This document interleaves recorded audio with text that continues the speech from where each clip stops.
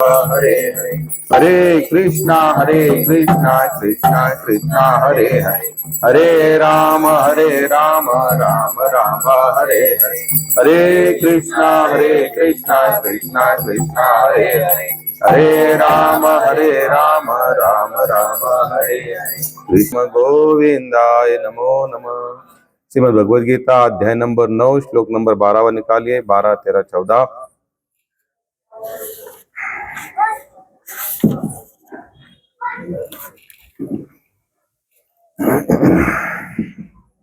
मोध्याक्षामोध्य कर्माणो मोघाशामुघ कर्माणो मोग ज्ञानाविचेतसः मोघ ज्ञाना विचेतसः राक्षसी आसुरीं चैव राक्षसीम आसुरीम चव्य प्रकृति मोहिनीं श्रितः प्रकृती मोहिनीं श्रितः। जे याप्रमाणे मोहित झालेले आहेत त्यांनी राक्षसी व अनिश्वरवादी स्वभाव धारण केलेला असतो।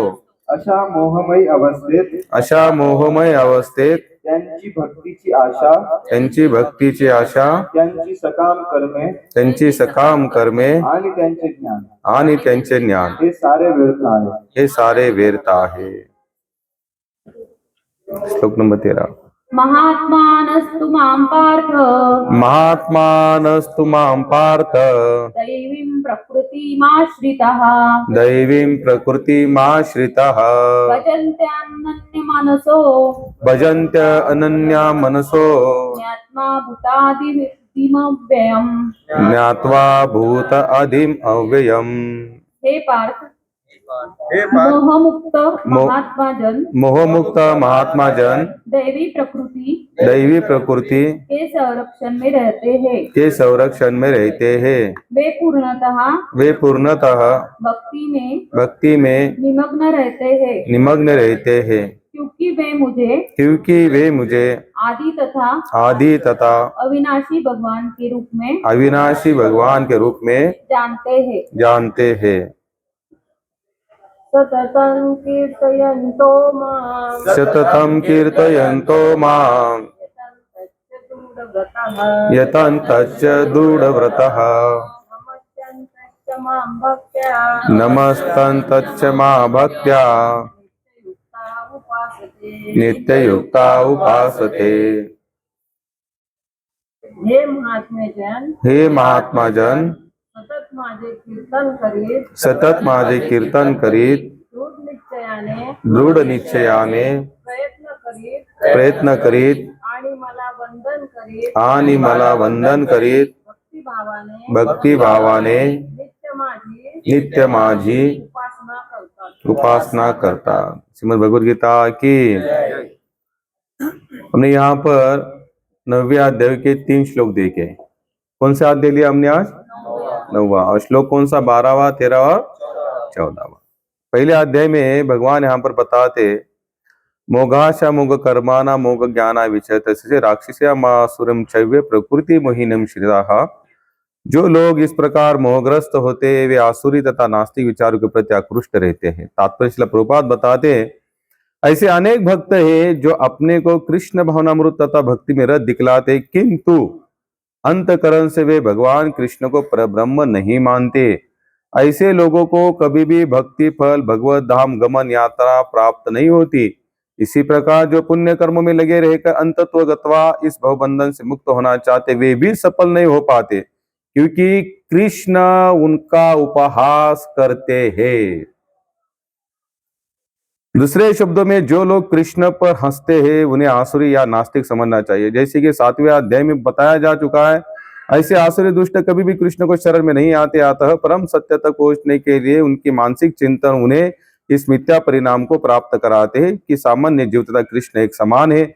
ऐसी मिथ्या धारणा के कारण वे सोचते हैं कि अभी तो यह शरीर प्रकृति द्वारा केवल आच्छादित है और जो ही व्यक्ति मुक्त होगा तो उसमें तथा ईश्वर में कोई अंतर नहीं रहेगा। कृष्ण से समता का यह प्रयास भ्रम के कारण निष्फल हो जाता है। इस प्रकार का आसुरी तथा नास्तिक ज्ञान अनुशीलन सदैव व्यर्थ रहता है। यही इस श्लोक का संकेत है। इसलिए प्रभुपाद यहाँ पर तात्पर्य में बताते हैं भक्ति मार्ग पर तो हम चलने के लिए तैयार है, लेकिन यहाँ पर स्पष्ट रूप से गीता, इसलिए गीता को श्रेष्ठ माना गया है। इसलिए माना गया है क्योंकि यहाँ पर कहीं पर एडजस्टमेंट नहीं है। अगर आप गीता ध्यान से पढ़ेंगे ना, कहीं पर भी एडजस्टमेंट नहीं है, स्पष्ट। वो भी कौन बता रहे? भगवान बता रहे, स्वयं भगवान बताते। बोले जो केवल मुझे ही भजता है, स्पष्ट। उन्होंने कहीं ऐसा क्या बोलता हमारे तड़जोड़ यानी कि एडजस्टमेंट नहीं किया, जिसके अभी भाषा में सेटलमेंट नहीं किया कि थोड़ा इधर थोड़ा इधर थोड़ा इधर थोड़ा इधर, बिल्कुल नहीं, केवल मुझे। आप लोगों जानते हो, आपने कभी सुना होगा, जो हरे कृष्ण हरे राम वाले लोग होते हैं ना, वो ज्यादा करके उनके ऊपर लोग ये ब्लेम लगाते, साधारण से लोग, ये केवल कृष्ण को मानते, किसी अन्य को मानते नहीं। कैसे मानेंगे जब भगवान ही यहाँ पर स्वयं बता रहे, जब मेरे पास आने के पश्चात कहीं जाने की जरूरत नहीं है, और जो आता है और वो यहां वहां भटकता है तो उसका भी कोई मतलब। यहां तक कि बताते आपका कर्म कांड तक निष्फल हो जाता है।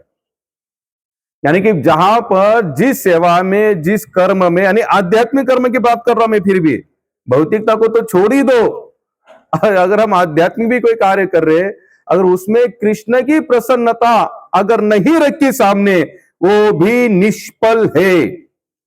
कौन बता दे यहां पर? स्वयं भगवान बताए। अब इतना बताने के बाद भी हम लोग क्या धारणा करते हैं? नहीं, हम लोग यहां पर भी जाते, हम वहां पर भी जाते, हम वहां पर भी जाते, और हम जाओ, फिर उनको किसी से कुछ लेना देना नहीं है। इसलिए आप लोग देखना, जितने भक्त हुए, फिर राम जी के होने तो भगवान श्री कृष्ण को, उन्होंने जब उनको माना तो केवल उन्हीं को माना। वो कहीं पर भटके, हालांकि भटके ने बोलने से अच्छा है कि वो बराबर एक जगह पर स्थिर हो चुके थे जहां होना है। जैसे अगर हम लोग यहां से नासिक से निकलते दिल्ली के लिए, और दिल्ली गाड़ी जाने के बाद जब हम उतरते हैं तो हम लोग क्या सोचेंगे? हम लोग यानी कि गलती से उतर गए या हमारा टारगेट ही वही था? टारगेट ही वही था। हमको कहाँ उतरना था? दिल्ली उतरना, तो दिल्ली से हम उतर गए, तो हम भटके थोड़ी ना। उसी तरह से बताया जाते हैं कि जब हम कृष्ण कॉन्शियसनेस बनते, विशेष करके जब केवल कृष्ण की भक्ति करते, कृष्ण पर विश्वास करते, कृष्ण के लिए करते हैं, और ये सब करने के पश्चात जो भी कुछ हो रहा है वो कृष्ण की ही इच्छा से हो रहा है, इस तरह से जब हमारा माइंड सेट हो जाता है तो समझ लेना हम भक्ति मार्ग के पटरी पर हमारी गाड़ी चल रही है। नहीं तो नहीं।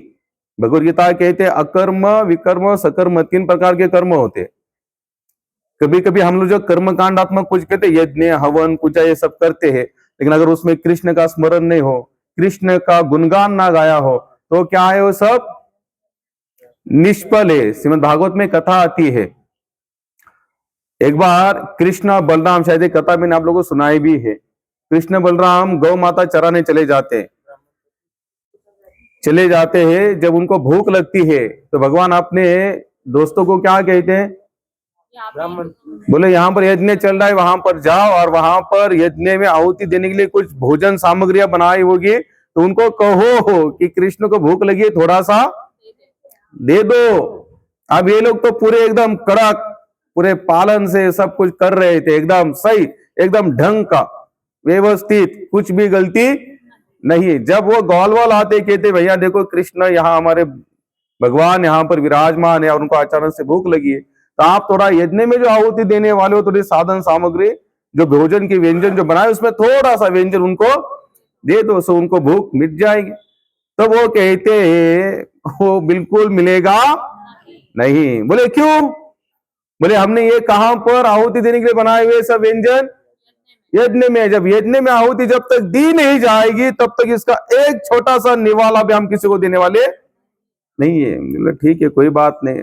तो सभी ग्वाल भगवान की तरफ, भगवान, हालांकि उनके लिए भगवान थे ही नहीं, बोलते कि कृष्ण कन्हैया, हमने तो आपके कहने से सब मांगा, उनको उन्होंने दिया नहीं। तो बोले काम करो, उनकी जो ब्राह्मण पत्नियां जो है ना, उनके पास जाओ। क्या करो? ब्राह्मण पत्नियों के पास जाओ, उनको कहो कृष्ण को भूख लगी है, क्योंकि वो भी तो वहां पर क्या बना रही थी? यज्ञ में आहुति देने के लिए व्यंजन बना रही थी, भोजन सामग्री बना रही थी। तो बोले वो देंगे। बोले जाओ तो सही, उनको कहो वो लाला, वो कृष्णा जो यहाँ पर नटखट रूप लेकर आया हुआ है, जो बाल लीलाएं कर रहा है, उसे भूख लगी है। तब क्या करती है यज्ञ ब्राह्मण पत्नियां क्या करती है, जितने व्यंजन बनाई थी सब लेकर खुद चलती है। बोले जब कृष्ण को भूख लगी है तो कहते ले वो ये, बोले छोड़ो उसको, कृष्ण का पहले हम एक को ही प्रसन्न करेंगे। किसको? भगवान कृष्ण को। तो सब व्यंजन लेके चलती है और भगवान के सामने बोले भगवान आपको जितना खाना है सो खाओ।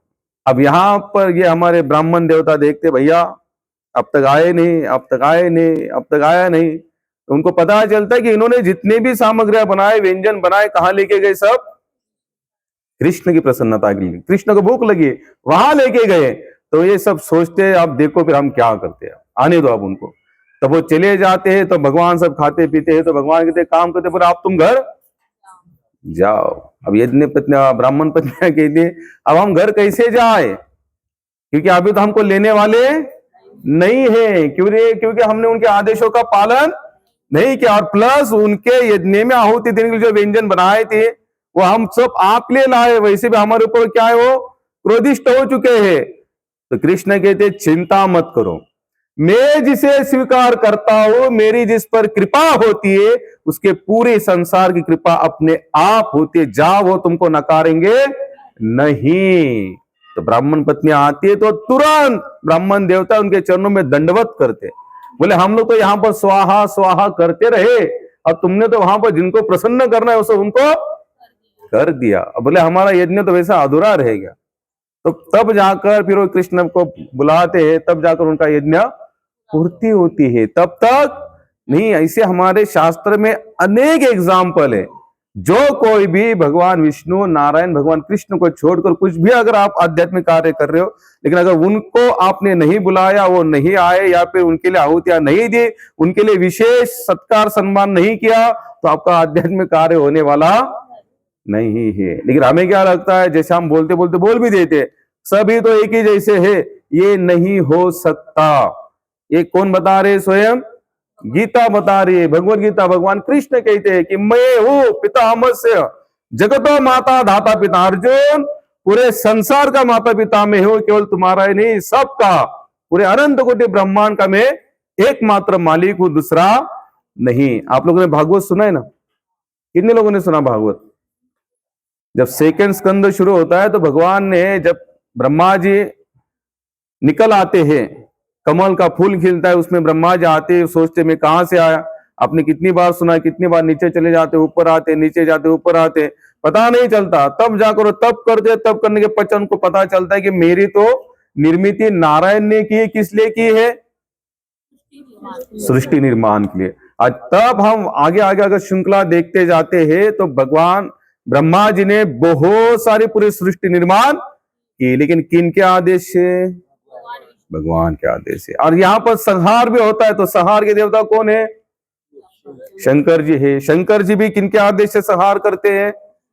विष्णु के आदेश है। लेकिन फिर भी हमारा विश्वास नहीं बैठता। यहां पर हम किसी को ऊपर नीचा नहीं बता रहे, जो जिसका स्थान है, जो जिसका भाव है, वही यहां पर हम लोग देखना चाहते हैं। जब कृष्ण यहां पर कहते मैं ही सबका करता हूं, मैं ही परम भोक्ता हूं, मेरे सिवा दूसरा तीसरा यहां कोई भोक्ता नहीं है, लेकिन हमारा विश्वास क्या होता है? जब श्रील प्रभुपाद कहते जो मूर्ख लोग होते, कौन होते?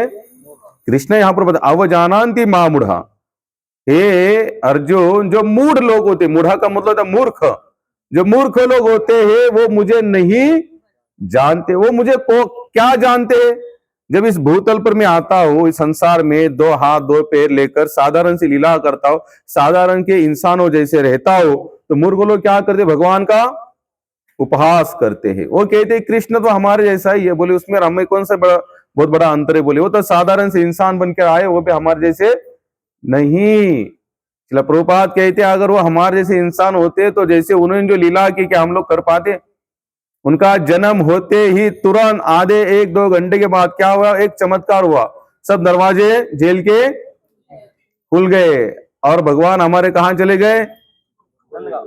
गोकुल चले गए। यमुना मैया पूरी लबालब भरी हुई थी, नंद बाबा लेके चल रहे हैं, उनको आदेश देते भगवान आप चलो, कुछ नहीं होगा, चिंता मत करो। चलते हैं तो यमुना मैया स्पर्श करती, यमुना मैया नीचे जाते, वहां जाते तो आप देखते वहां से आगे आगे कितने सारे चमत्कार। 7 साल की आयु तक भगवान ने इतने बड़े बड़े राक्षसों को मारा कि हम लोग सोच भी नहीं सकते। क्या मुझे बताइए, अगर भगवान जब इस भूतल पर आए, एक संसारी इंसान, और उनमें अगर समतोल होता, समानता होती, तो कोई संसारी इंसान भगवान जैसी लीला कर सकता है? लेकिन हम लोग क्या करते हैं कि भगवान की उसी लीला को देखना चाहते हैं जिससे हमारा कहीं पर भोग केंद्र बिंदु है। क्या है? भोग केंद्र बिंदु। अभी आपने देखा होगा प्रयाग में कुंभ हुआ। अब कुंभ जो अखाड़े लगते हैं तो इनमें ज्यादा करके शैव लोग ज्यादा होते हैं, शिव जी को मानने वाले एक बड़ा सा एक वर्ग है उसमें। अब काफी लोग, शिला प्रभुपाद बताते, बहुत सारे संत भी बताते, बोले वहां पर गांजा बिंजा पीने वाले ज्यादा लोग हमको दिखाई देते हैं। तो लोग क्या कहते, हम तो भोले बाबा का प्रसाद है, प्रसाद ग्रहण कर रहे, भांग की गोली खाएंगे, गंजा पिएंगे, वो जो भी है नशा करते हैं। तो प्रभुपाद कहते थे जब भोले बाबा का अनुकरण करना है, क्या करना है?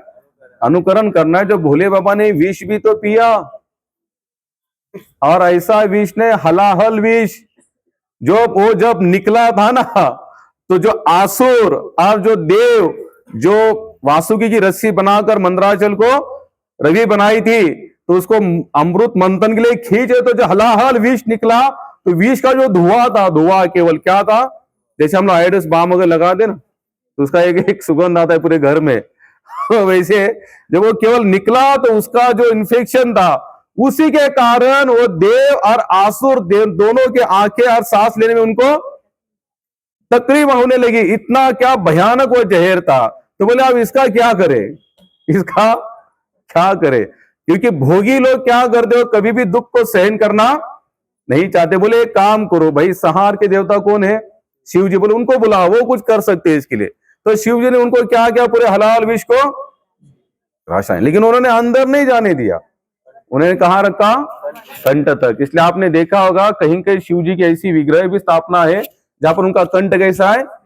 नीला है, इसलिए उनका एक नाम है नीलकंठ। क्या नाम है? नीलकंठ। अब भगवान शिव जी ने इतना बड़ा जहर पिया, जब भगवान गांजा फूकते। अब तो मैंने एक्चुअली बंबई आते जाते तो बंबई में ये सब चीजें ज्यादा देखने को मिलती है। आजकल टी शर्ट भी निकले ऐसे, शिव जी के टी शर्ट निकले, शिव जी ऐसे जटाधारी है, गले में सर्प है। अरे ये क्या है ये कौन सा पोज है? ये कब पोज दिया शिव जी ने, पता नहीं ऐसा पोज तो कभी दिया नहीं, ना कभी शास्त्र में वर्णन है उसका। क्या, और इन्हीं बातों का हमारे ऊपर क्या होता है, एक अलग से असर हो जाता है, क्योंकि हम लोग अच्छाई को जल्दी से ग्रहण नहीं करना चाहते। जहां पर हमारी इंद्रियों को भोग प्राप्त होता है, तो वहां पर हम तुरंत उस चीज को क्या करते हैं? स्वीकार करते हैं। तो बोले वो पीते इसलिए हम पीते, वो भांग की गोली होगी कोई उनकी लीला इस कारणवश, लेकिन वो लीला है उनकी, हम लोग वो सब नहीं कर सकते। उसी तरह से भगवान श्री कृष्ण पर भी कुछ लोग कहते हैं भगवान श्री कृष्ण ने नहाते हुए माताओं के वस्त्र चुराए। कहां जाता है? उस समय भगवान की आयु केवल 7 साल की थी, 7 ईयर। कितनी? 7 साल। अब 7 साल के बच्चे के मन में ये क्या भेद बुद्धि होगी ऐसी स्त्री और पुरुष की?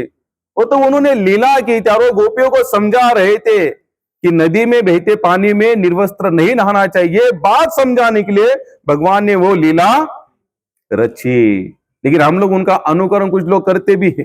बोला कृष्ण के कभी पिक्चर होती है, देखो पिक्चरों में ऐसे सीन बताते, वो हीरो आता है कपड़े लेके भागता है, बोलते हाँ कृष्ण कन्हैया ने। अरे कन्हैया कहाँ तालमेल बिठा रहे हो भैया और इन्हीं बातों का हमारे ऊपर क्या होता है? साइड इफेक्ट होता है, प्रभाव होता है, क्योंकि हम भगवान के वो सब लीला नहीं देखने चाहते। कुछ लोग कहते भगवान ने 16,108 पत्नियां की, लेकिन 16,108 उन्होंने अपने रूप भी बनाए। वो अकेले भगवान श्री कृष्ण नहीं थे। एक बार नारद जी को भ्रम हुआ, बोले यार अकेले कृष्ण और 16,108 रानियां कैसे मैनेज करते हैं? आप 24 घंटे का भी हिसाब किताब जोड़ा जाए तो वो भी कितने को कितना समय देते होंगे। तो नारद जी स्वयं देखने आए, द्वारका भागवत में कथा आती है, भगवान का ग्रहचार्य दर्शन करके, ऐसा कृष्ण का ग्रहचार्य यानी कि घर गृहस्थी का दर्शन। तो वो जहां जहां भी जाते हैं तो उसी हर एक महल में कृष्ण विराजमान है, हर एक रानी के साथ में। ऐसा नहीं कि एक ही भगवान हर महल में भाग रहे। भगवान ने अपना रूप बनाया, उतने 16,108 रूपों में भी उन्होंने अपना विस्तार किया। अब आप सोच सकते हैं अपने रूपों को, एक ही रूप को इतना बड़ा विस्तार करना, और हर एक पत्नी भगवान से कभी भी नाराज नहीं हुई। लीला के कारण हुई बात अलग है, लेकिन मुझे ये नहीं मिला, मुझे ये नहीं मिला, मुझे ये नहीं मिला, मुझे ये नहीं मिला, ये करके कभी भी नाराज, क्योंकि भगवान पूर्ण है। भगवान कैसे है? पूर्ण है। और उनके साथ जो जो जुड़ेगा वो भी कैसे हो जाएगा? पूर्ण हो जाएगा, उसको भी सेटिस्फेक्शन मिलना शुरू हो जाएगा। और उनकी घर गृहस्थी कितनी बड़ी थी? प्रत्येक भगवान को हर एक रानी से 10-10 पुत्र, एक एक कन्या, ऐसी 11 संतानें थी। तो 16,108 गुने 11 करो थोड़ा, यानी कि 3-4 खासदार तो भगवान के आ जाए। उनको और कोई जाने की जरूरत नहीं थी। पॉलिटिकल पार्टी उनकी खुद को अपनी हो जाती, यादव कुल। लेकिन कभी भी किसी रानी ने ये कंप्लेंट नहीं की कि ये बच्चा इस चीज के लिए रो रहा है, आप इसको दे दो करके। तो बताओ, क्या भगवान साधारण हो सकते हैं? और हम लोग उनका क्या करना चाहते हैं? इससे क्या होगा? जो भगवान के प्रति समर्पण का जो भाव आना चाहिए ना, वो आने वाला नहीं है। और वो भी भगवान ने जिस रानियों को 16,108 रानियां जो बनाई थी, वो किस लेवल की थी, वो कैसे आई? कितने लोग जानते हैं? 8 रानियां छोड़ दीजिए, जो अष्ट रानियां जो तो ही उनकी लीला, वो कथा पूरी अलग है।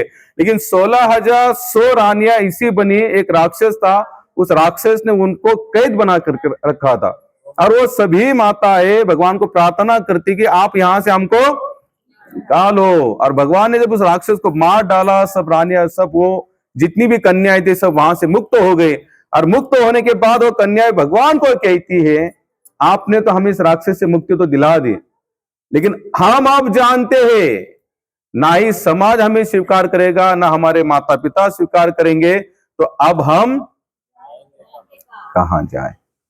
आप लोग थोड़ा इमेजिन करना, भगवान ने कितना, केवल भगवान ने केवल लीला के ऐसे नहीं, एक समाज के लिए धरोहर भी सामने छोड़कर गए। तो वहां पर जब 16,100 कन्याएं कहती है भगवान को, अब हमारा वाली कौन? राक्षस तो मर गया, जब तक राक्षस था तो कम से कम यहां पर रहती तो थी, अब कहां जाए, किसके पास जाए? हमको कोई स्वीकार करने वाला नहीं है। तो कृष्ण कहते चिंता मत करो, मैं तुम्हें स्वीकार करूंगा। क्या कहा कृष्ण ने? मैं तुम्हें, बोले कैसे? बोले रानी बना के रखूंगा। क्या कहा? रानी, वैसी जैसी नहीं, पूरे शास्त्र के अनुसार पटरानी। पटरानी का मतलब होता है आपको मैं पत्नी बनाकर रखूंगा, आप उसकी चिंता मत करो। वो भी लीगली, वो भी कोर्ट मैरिज नहीं, धूम धड़ाके वाला मैरिज था उनका। भगवान ने उनको स्वीकार किया। आप मुझे बताइए, क्या समाज में कोई व्यक्ति ऐसी स्त्री से शादी करेगा? बोलिए, नहीं करेगा। तो बताओ, क्या हम भगवान का कभी अनुकरण कर सकते हैं? नहीं कर सकते। हाँ, उनके वो सब घटना देखकर उनकी लीला में हमको आनंद लेना चाहिए। क्या लेना चाहिए? आनंद लेना चाहिए। लेकिन कुछ, जैसे प्रभुपाद यहाँ पता है, कुछ मूर्ख लोग होते। क्या होते? मूर्ख लोग। लोग क्या करते हैं? जिस बात को छोड़ना चाहिए उसी बात को ले लेते हैं। जिस बात को, एक कथाकार थे, तो कथाकार ऐसी कथा कह रहे थे, आप भागवत में 8 रानियों का तो नाम है, वर्णन है, किस देश से थे, उनके माता पिता कौन थे, भगवान ने उनके साथ कैसी शादी रचाई, सब कुछ वर्णन है 8 रानियों का। लेकिन 16,100 का केवल वर्णन ही है कि 16,100 कन्याएं थी, वो उसके राक्षस से, चंगुल से छुड़ा दे, भगवान ने शादी करवा ली। उन्हें कथाकार ने कहा, भाई किसी को कोई प्रश्न है? तो एक बुद्धिमान उठा, बोले महाराज मेरा एक प्रश्न है। बोले क्या? बोले आपने 8 रानियों का तो नाम बता दिया, सब कुल खानदान बता दिया, 16,100 कौन थी, उनके माता पिता कौन थे, बताओ। महाराज बोलते मूर्ख, भागवत में उतना ही लिखा है, इससे ज्यादा नहीं लिखा है। बोलता है भागवत गलत है। बोला 8 रानियों का जब लिखा जाता है तो 16,100 का क्यों नहीं लिखा गया? तो ये सब ऐसा है, उल्टा सुल्टा शास्त्र किसी ने लिखा है। तो कुछ मूर्ख लोग होते हैं, जिसको छोड़ना चाहे उसी को पकड़ लेते हैं। बुद्धिमान इंसान, एक राजेश्वरानंद बहुत अच्छी कथा बताते, बोले जो बुद्धिमान व्यक्ति होते ना, बुद्धिमान, वो केवल गुणों को स्वीकार करते, अच्छाई को, और उनको अच्छाई नजर आती। बोले अगर आप, हम लोग जाते, फूल लेने जाते, सबसे बेस्ट फूल कौन सा नजर आता है? गुलाब का। गुलाब कहते हैं, गुलाब क्या है? फूलों का राजा कहा जाता है। अब राजा तो है, जब गुलाब का फूल उठाते तो उसकी डंडी भी नीचे होती है कि नहीं, हरी कलर की, तो उसको क्या होते हैं, कांटे होते हैं। हम सोच सकते हैं फूलों का राजा गुलाब है, अगर हम उसको राजा भी तभी मानेंगे जब हम उन कांटों को निगलेक्ट करेंगे। जो डंडी होते हैं ना, उसको कांटे होते हैं, अगर हमको वो यूज भी करनी है तो हम लोग क्या करते हैं, उसको उठाते हैं, डंडी को काट देते, जिसमें कांटे लगे उतना फूल लेते हैं और ठाकुर जी को सेवा में या उसका जो भी करना है उसका करना शुरुआत। लेकिन अगर हम यही सोचते रहे भगवान ने फूल तो बढ़िया बनेंगे, डंडी को कांटे क्यों बनाए, इस प्रश्न का कोई उत्तर नहीं है। जैसे कहावत है, प्रभुपाद ने बुक लिखा है, उसमें कहते अंडा पहला की मुर्गी पहली। कितने लोग बता सकते हैं अंडा की मुर्गी? कोई आंसर नहीं है, इसका कोई आंसर नहीं है। जो है सो है, तो मानने में क्या जाता है, अगर आप उसकी जड़ तक जाना चाहोगे बूढ़े हो जाओगे, मर जाओगे, लेकिन इसका उत्तर मिलने वाला नहीं है। तो कुछ मूर्ख लोग ऐसे होते जो चीज को छोड़नी चाहिए उसी को लेकर बैठे, और जिसको लेना चाहे उसी की तरफ वो बिल्कुल ध्यान देते नहीं। जब कृष्ण ने से इतनी सब लीला की तो हमको क्या करना चाहिए, तुरंत उसको मानना चाहिए। और कृष्ण, और क्या होता है जब हम जो छोड़ना चाहे उसी को लेकर बैठते, तो जो भगवान जताना चाहते हैं वहां पर उसको हम सहन या ग्रहण नहीं कर पाते, क्योंकि हमने अपने बुद्धि को वहां तक लेकर जाने का भी प्रयास किया ही नहीं। एक एग्जाम्पल देते, बोले 2 और 2 कितने होते हैं, 4। अच्छा, कितने लोग बता सकते हैं 4 क्यों होते हैं? तो हमें भी पता है, स्कूल में सीखा, लेकिन क्यों 4 ही क्यों, 5 क्यों नहीं होते? भाई आप सभी लिखे पढ़े हो ना यहाँ पर, 216 पानांचं एक्सप्लेनेशन आहे ते 2-2 4 तो पढ़ो फिर। इसका कोई आंसर नहीं है। प्रभुपाद कहते थे जो 2 और 2 4 लिखता है, पढ़ता है, मानता है, वो 4 और 4 8 मानेगा। वो 8 और 16 फिर वो आगे की गिनती सीखेगा। लेकिन हम लोग केवल तर्क लगाना चाहते हैं। क्या लगाना चाहते हैं? तर्क से कुछ मिला आज तक?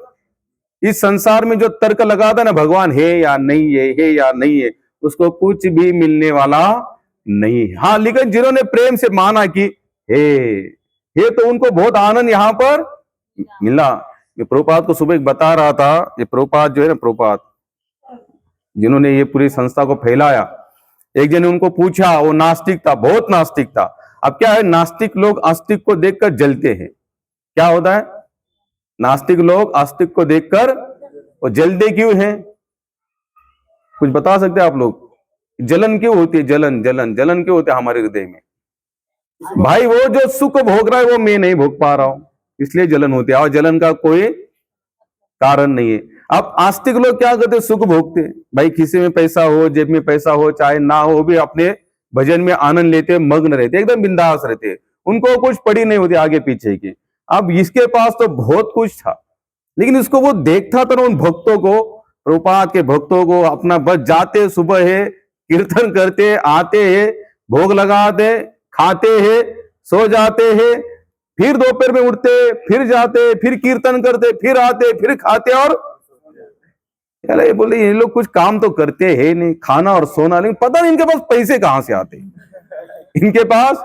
ये बहुत बड़ी बात है। आज जो बड़ी बड़ी संस्थाएं जो मंदिर बांधती है ना, तो काफी लोगों के मन में ये आता है डाउट, अरे ये लोग इतने करोड़ों के मंदिर कैसे बांधते? हम लोग पूरी जिंदगी यहां पर घिस रहे हैं, तो भी हमारे पास 1-2 करोड़ से ज्यादा हम लोग जमा नहीं कर पा रहे। 1 पत्नी 2 बच्चे, उनको हम लोग संभाल नहीं पा रहे। अरे लोग इतने बड़े बड़े मंदिर बांधते जाते, इतना भंडारा होता है, पैसा इनके पास कहां से आता है? तो एक बार उससे रहा नहीं, उसकी जलन ऐसी भड़क गई पूरी, उसका बोला जलवा उसकी जलन, वो आया, बोले महाराज रुको। बोले क्यों, क्या हुआ? तो वो ये जताना चाहता था कि आप गलत कर रहे हो। अब जो मैं अच्छा कर नहीं सकता तो मैं क्या जताना शुरू करूंगा? अच्छा ही गलत है। क्या करूंगा? अच्छा ही गलत है। जो दारू नहीं पीता होगा ना, तो दारू वाला आकर उसको समझाता है, पीना चाहिए भैया, टेंशन आता है, एक आध मार दो भी, देखो कोई टेंशन नहीं। जो तंबाकू गुटखा खाता है ना, उसके साथ कोई काम करने वाला होगा ना, वो खाता नहीं होगा। और जो नहीं खाता है, अगर वो कभी थक जाएगा ना, तो खाने वाला आके कहेगा इसको थोड़ा खा लो, फिर देखो जड़ी बूटी खा लो, फिर देखो शरीर में कितनी ताकत आती है, क्योंकि आस्तिक और नास्तिक का कभी मेल पड़ने वाला, यहाँ पर हर एक जन अपने अपनी मेजोरिटी बनाना चाहता है। आस्तिक आस्तिक वाला जैसे हम कहते माला करो, भजन करो, सत्संग में आओ, हम भी अपनी मेजोरिटी, और नास्तिक वाला भी, हालांकि नास्तिक की मेजोरिटी फटाफट फटाफट फटाफट बनती जाती है, आस्तिक की बनती ही नहीं, क्योंकि हम आस्तिक प्रॉपर बनना भी नहीं चाहते, लेकिन बनोगे तो इसमें आपका कल्याण होगा। उसने प्रभुपाद को बोले, प्रभुपाद रुको, बोले मेरा एक ही प्रश्न है। बोले हाँ, ये सब आप क्यों करते हो? प्रभुपाद ने कहा हम मानते भगवान कृष्ण को, कृष्ण ही संसार का राजा है, कृष्ण ही सब कुछ करता है। तब भगवान प्रभुपाद ने कृष्ण कृष्ण कृष्ण के बारे में बहुत कुछ कहा, और उसने कहा आप इतना सब भगवान कृष्ण के लिए कर रहे हो, जैसे प्रभुपाद ने कहते कि ये कहा था कि हम मरने के बाद कहा जाएंगे, गीता क्या कहती है? जो भगवान कृष्ण को समर्पण होता है वो मरने के बाद कहा जाता है अंत काले च मामेव स्मरण मुक्तवा, अर्जुन अंत काल में जो मेरा भजन करता है मेरे ही धाम को प्राप्त होता है। भगवान ने कितने सारे श्लोकों में कहा है, कितने सारे संतों ने ये जताया है, बताया भी है। तो कहा महाराज तो हमारे 350-400 साल पहले इस देह से उनको वैकुंठ से विमान लेने आए, उसमें बैठे और चले गए। आज भी कुछ लोग इसके ऊपर तर्क कुतर्क कर ही रहे हैं, अरे वैकुंठ से कैसे आ सकता है, गए तो कहां गए, और उनका बॉडी तो यहां पर है नहीं। लेकिन जो मान रहे वो समझ रहे हैं, जो मानते नहीं वो उसी में लगे पड़े, तर्क तर्क तर्क में। तर्क से किसी कुछ मिला? मैं अभी आप लोग सुन रहे हैं ना? कितने लोग सुन रहे हैं? अभी मैं पूछने वाला हूं, अब मैं थोड़ा साइड में आता हूं। एक ऐसा लड़का था 7-8-10 साल का, अब वो घर में इतनी लिखाई पढ़ाई नहीं करता था, तो उनके माता पिता ब्राह्मण कुल से बोले इसको क्या करेंगे, हम उसको पाठशाला में भेजेंगे, गुरुकुल भेजेंगे। कहाँ भेजेंगे? गुरुकुल। बोले गुरुकुल जाएगा तो थोड़ा सा पढ़ेगा, लिखेगा, वेदों का पठन करेगा, कर्मकांड करेगा, होम हवन करेगा, तो कुछ तो सीख कर आएगा। अब वो कुछ करता ही नहीं था वैसे भी, तो माता पिता ने उसको कहाँ भेजा? गुरुकुल में भेजा। अब गुरुकुल में भेजने के बाद एक कम से कम 7-8-10 साल वहां पर रहा, और रहने के बाद वो बहुत कुछ लिखा पढ़ा, एकदम शार्प बना। कुछ कुछ लड़के होते थे कि ऐसा लगता है क्या कुछ नहीं, लेकिन अचानक से उनका बुद्धि, यानी कि जो पत्ता ऐसे होता है तुरंत जीवन का पत्ता ऐसे हो जाता है। अब वहां गया तो वहां पर वो सबसे हाई क्लास में पढ़ा, सब हमेशा हर साल एकदम पहले नंबर पे आता, टॉप पर आता था। अब क्या होता है, जब हम टॉप पर जाता तो हमारा अहंकार, मेपन, मेरापन भी वो भी टॉप पर आता है, वो ऐसे पीछे नहीं छूटते, वो भी साथ में चलते रहते हैं। यश आना बहुत अच्छी बात है, लेकिन यश के साथ यानी कि सक्सेस मिलना बहुत अच्छी बात है, लेकिन सक्सेस के साथ अहंकार आना आपको ले डूबेगी। क्या करेगी? आप देखो रावण को सक्सेस मिला, तीनों लोगों पर राज प्राप्त किया, ब्रह्मा जी को प्रसन्न करके वर को भी प्राप्त किया, तो सक्सेस ही है ना भाई। ब्रह्मा जी को प्रसन्न करके वर मांगना कोई साधारण तो बात, लेकिन क्या हुआ? वर के साथ साथ अहंकार से लो डूबा, कहीं का बचा नहीं बचा। हमारे ध्रुव महाराज को नारायण जी दिखे, नारायण जी मिले, लेकिन अहंकार चूर चूर हो गया।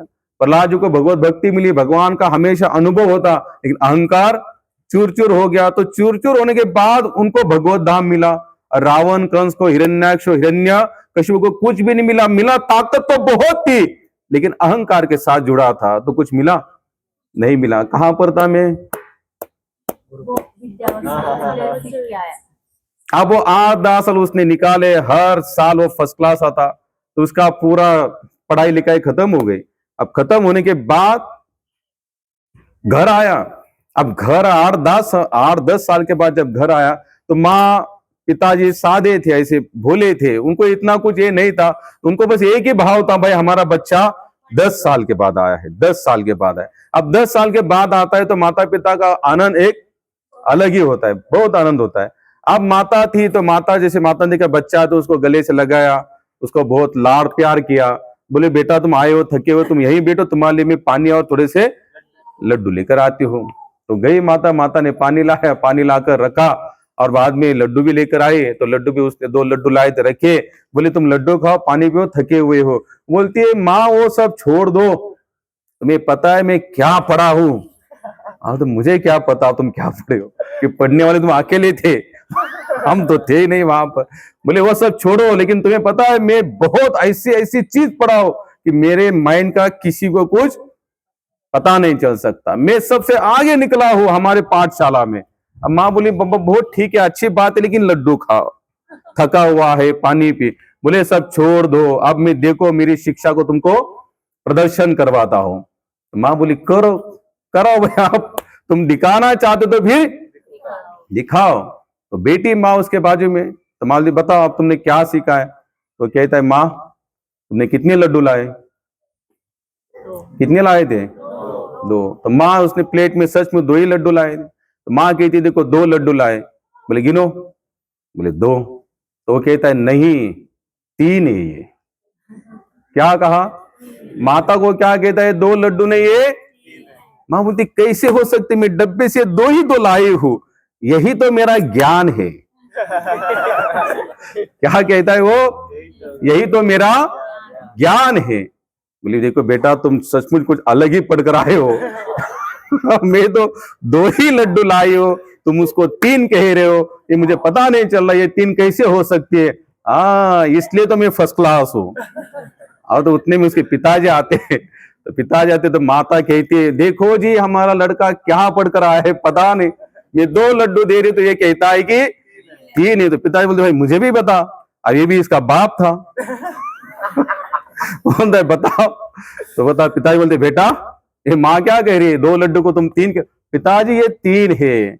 पिताजी बोलते बताओ तुम गिन के बताओ। तो कहता है पिताजी आप गिनो। तो पिताजी कहता है 1 2। फिर ये कहता है बोलो 2 और 1 कितने हुए, कितने हुए। अब देखा जाए तो मैक्स तो ठीक ही है, 1 2 2 और 1 मिक्स करते तो कितने हुआ, 3 हुए। अब 3 हुए तो पिताजी भी उसका बाप ही था, वो भी बोलते काम करते हैं 3 लड्डू है बेटा, ये सही बात है कि 3 ही है, मैंने भी मान लिया। अब ये 1 लड्डू तुम्हारी माँ खाएगी, दूसरा लड्डू मैं खाऊंगा, और जो तीसरा लड्डू है तू खा। क्या कहा, जो तीसरा लड्डू जो तू बता रहा है कोई लड्डू है, मैंने मान लिया, अब जो तीसरा लड्डू जो है वो तू खा। तो वो महाराज जी कहते थे बोले तर्क करने से क्या लड्डू मिला, फैक्ट थे कितने, 2 ही थे, तो 2 है तो 2 मानो खत्म। भगवान है भगवान सचमुच विग्रह के अंदर है तो है। अगर ये भाव अगर आपका है ना भगवान सच में विग्रह के अंदर है, तो आपको सच में फीलिंग आना शुरू होगी। आज भी बालाजी जो मेन देवस्थान है अंद्रा में, वहां पर भगवान के बाल रियल है कहते हैं। क्या है, रियल है। जगन्नाथ को जो 14 दिन जो बुखार आता है तो उनको पसीना छूटता है, क्या छूटता है, पसीना। आज भी वहां पर लीलाएं होती है। वृंदावन में सेवा को निधिवन में राधा कृष्ण रोज आते हैं, इतना छोटा सा कमरा है, वहां पर रोज फल फ्रूट रखा जाता है। रात को जब हम जाकर देखते तो सब ऐसे होते, सुबह जाकर देखते सब खाया हुआ रहता है। अब यहाँ पर तर्क करने वाली कौन सी बात है, लेकिन मूर्ख लोग क्या करते हैं, तर्क। और तर्क करने से क्या मिला उसको, कुछ भी नहीं। उससे अच्छा भाव से भगवान को स्वीकार करो है तो। और देखना आप लोग अगर भगवान को स्वीकार करना शुरू करते हैं ना, तो आपका क्या होगा, कल्याण होगा। यहां पर नुकसान नहीं होने वाला। तुम्हें कौन सी कथा में था,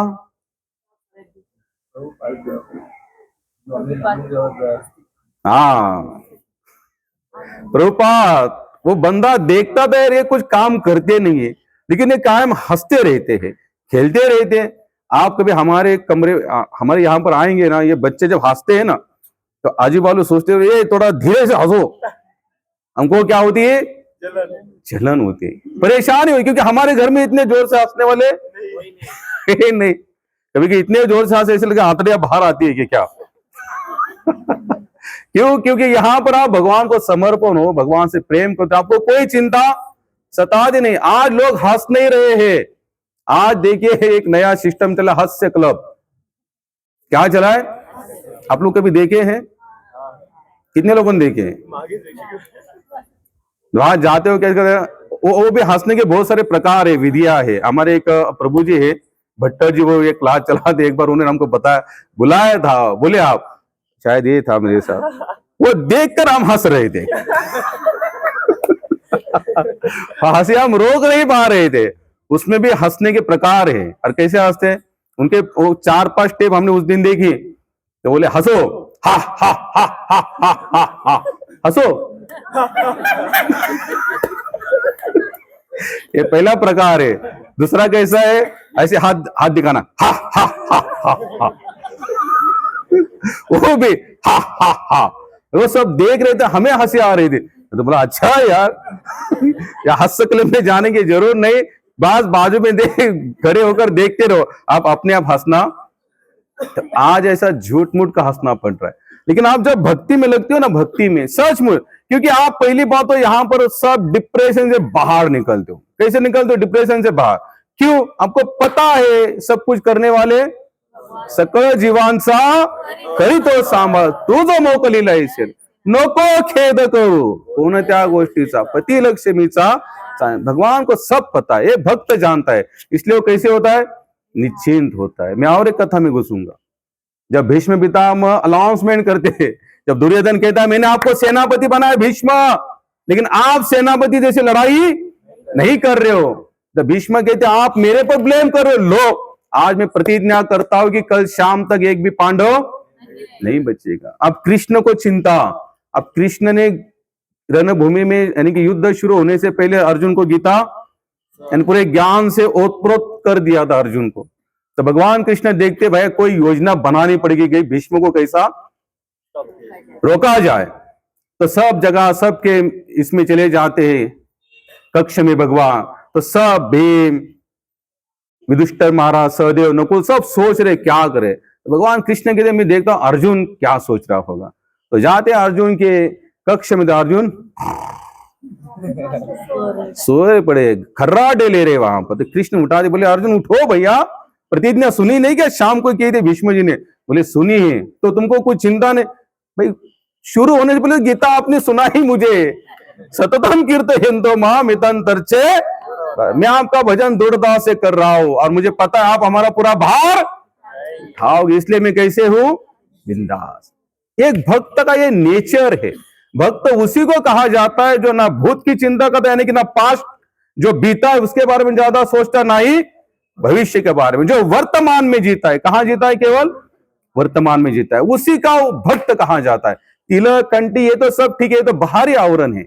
अंदरूनी आवरण कैसे? अगर आपको खुद को ही भक्त, अगर मैं भक्त हूं या नहीं अगर पहचानना है ना, तो थोड़ा सा आप कितने चिंता में रहते हो और कितना भगवान पर छोड़ा है, इसका थोड़ा सा सर्वे करना। क्या करना?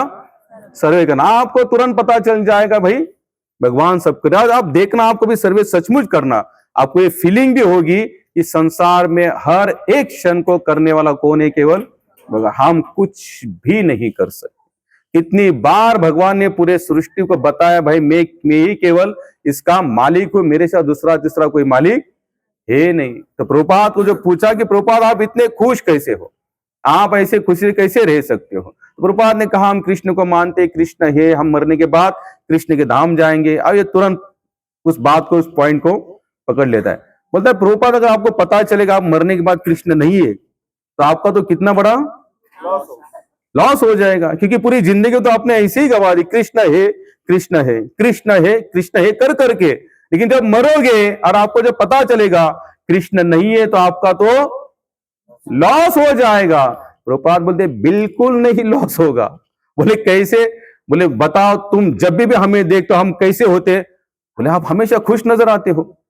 और बताओ और क्या क्या करते? बोले कुछ ना कुछ उत्सव मनाते रहते हो, कभी फूलों की होली, कभी 56 भोग लगाते हो, कभी नाचते हो, कूदते हो, कभी सबके साथ घुल मिल के रहते हो। आपका कोई दुश्मनी संसार में मुझे नजर नहीं आता।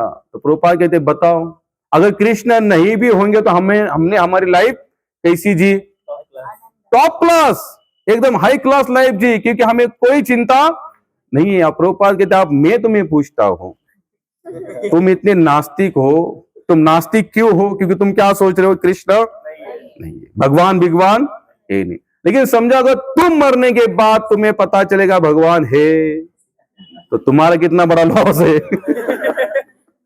तो तुम तो चिंता में मर जाओगे। इसलिए हम चाहे कृष्ण हो चाहे ना हो, लेकिन हम हमारी लाइफ तो एकदम फर्स्ट क्लास जीते हैं। तो ये एक नेचर है किसका? भक्त का। इसलिए हमें हमेशा यही चिंता करें। इसलिए श्लोक आगे भी 2 श्लोक रह गए, तो पहले श्लोक में ही प्रभुपाद क्या कहते? तात्पर्य में जो मूर्ख लोग होते वही भगवान का उपहास करते हैं। क्या करते हैं? और इससे लॉस किनका है? भगवान का कोई लॉस नहीं महाराज, क्योंकि वो तो अपने हिसाब से लक्ष्मी सहस्त्र शतसंभ्रम से विमान। भगवान कृष्ण नारायण की सेवा में एक लक्ष्मी नहीं है, लक्ष्मी सहस्त्र, यानी कि सहस्त्र लक्ष्मी भगवान की सेवा में विराजमान है। हम क्या उनकी सेवा करेंगे? खाक, हम कुछ सेवा नहीं कर भाई, जो भी कर रहे हैं ना उससे हमें ही आनंद मिलता है। क्या मिलता है?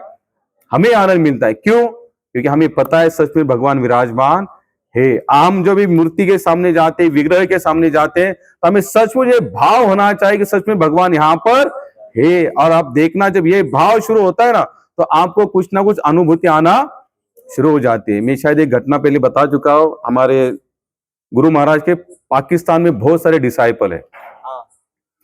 तो एक बार क्या हुआ, जैसे भारत में कोई चमत्कार होता है, गणपति ने दूध पिया, या शिव जी ने दूध पिया, या भगवान श्री कृष्ण की आंखों में से आंसू आए, ऐसे कुछ ना कुछ चमत्कार होते रहते, तो तुरंत हमारा भाव क्या होता है?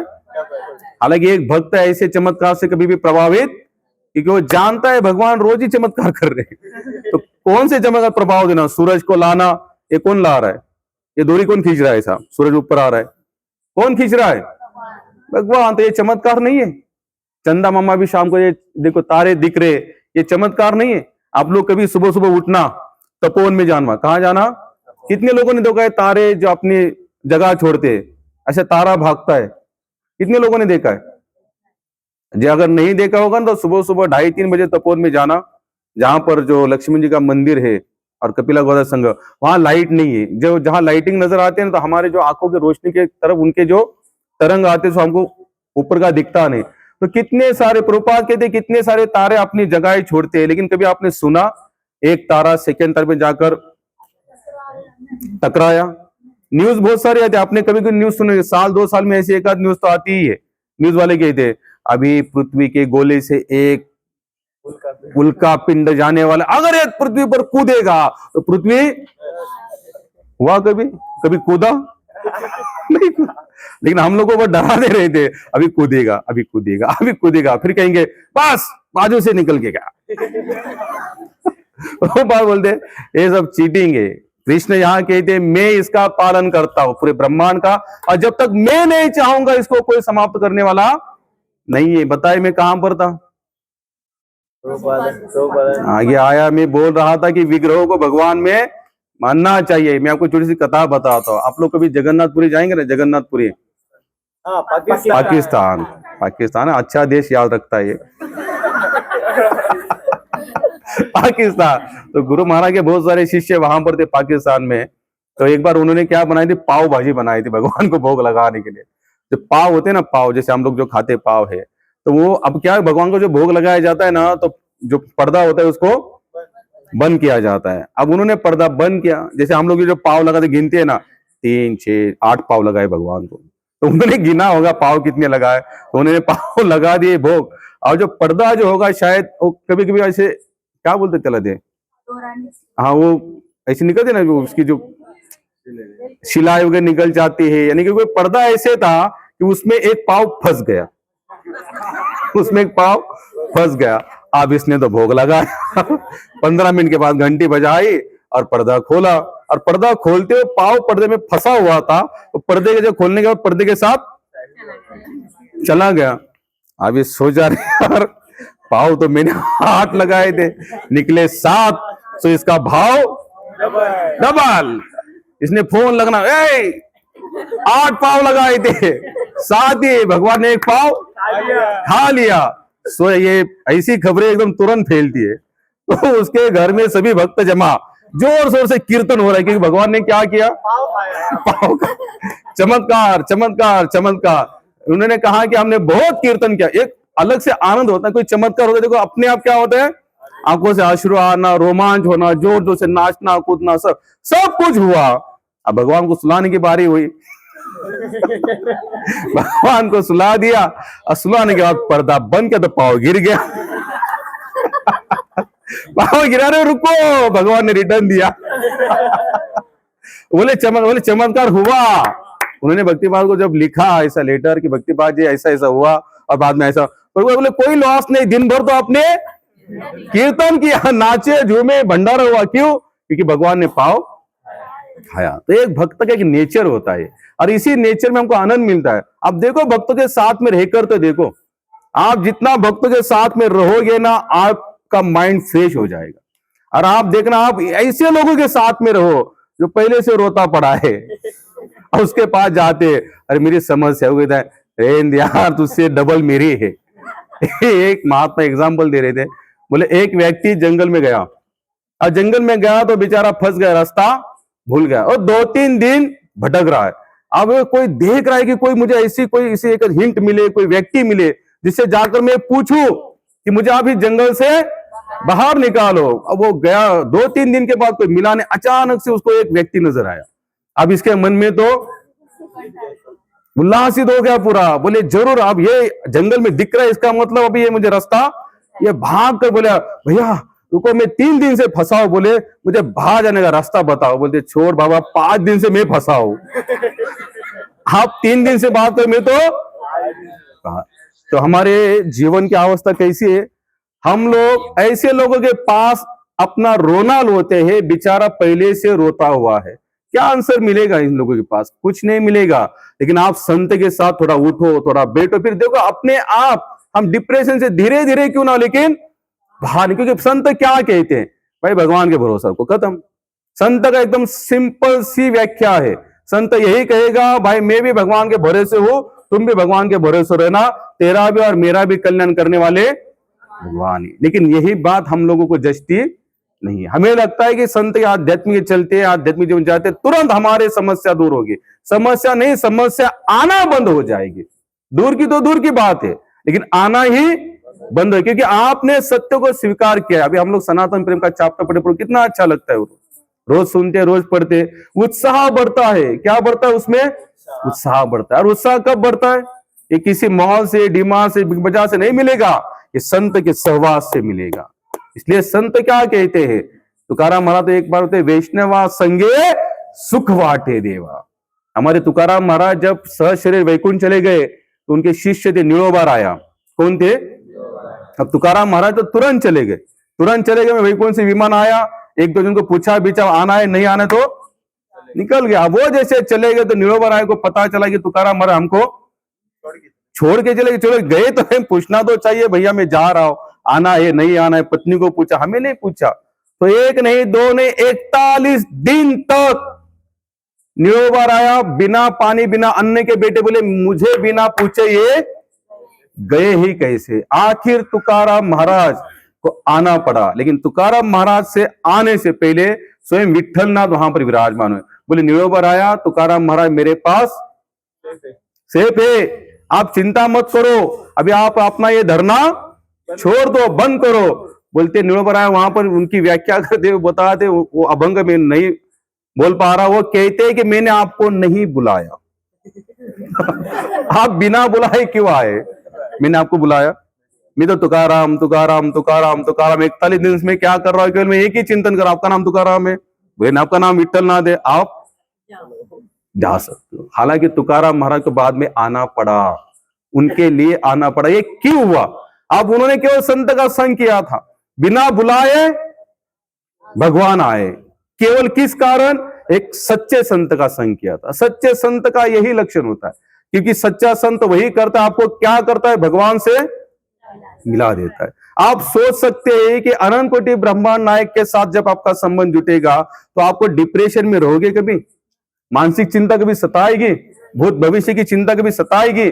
मेरा क्या होगा, बच्चों का क्या होगा, पत्नी का क्या होगा, घरदार, कुछ नहीं चिंता सताएगी, क्योंकि आपको पता है करने वाले कौन है आखिर, और वो जो भी करेंगे कैसा करेंगे? अच्छा ही करेंगे। स्वामी भक्तिपाद जी प्रार्थना करते, हे कृष्ण आप जो भी करते हो उससे भी मेरा कल्याण है, और मैं जानता हूं आपके पास मेरे लिए इतनी सर्वोत्तम योजना है कि मैं उसको भले समझ ना पाऊं, लेकिन मैं जानता हूं उसी योजना से मेरा भी कल्याण होगा। और अंत में एक लाइन गाते हो हमेशा कि मैं बस आपकी योजना को समझने के लिए अंतिम क्षण तक मुझे आपके चरणों में बनाए रखना। इतनी प्रार्थना अगर होती रहेगी, फिर देखना हमारा कल्याण से हमें कोई रोकने वाला नहीं है। समय हो चुका है 9 बजे। हम लोग 20 मिनट क्या करेंगे? ना